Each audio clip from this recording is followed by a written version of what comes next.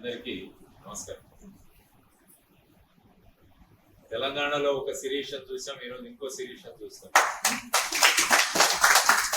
అక్కడ శిరీష్ అని బర్రెలకు కానీ ఒక అమ్మాయి నిలబడింది. ఆ అమ్మాయి పేరు కూడా శిరీష్ అని. కాబట్టి ఈరోజు ఇంకో శిరీష్ ఇక్కడ వచ్చాను. ఖచ్చితంగా అమ్మాయిని చూడగానే నేను చెప్పాను, ఈసారి పామర్లు ఎమ్మెల్యేగా నువ్వు ఎన్నిక కాబోతున్నావు అని అమ్మాయి చూడగానే.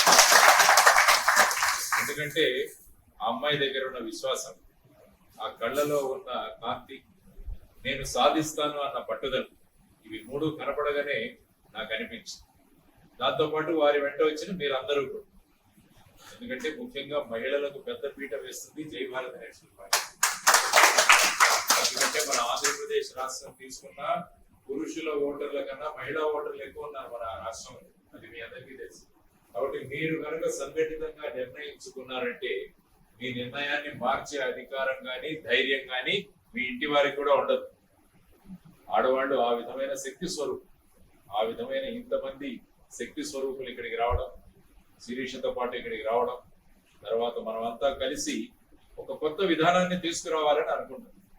అందుకనే మేము అనేక విషయాలు ప్రకటించాం మీది. అందులో ముఖ్యంగా మేము చెప్తున్నది ఏంటంటే, గ్రామాలలో చాలా మంది మద్య నిషేధం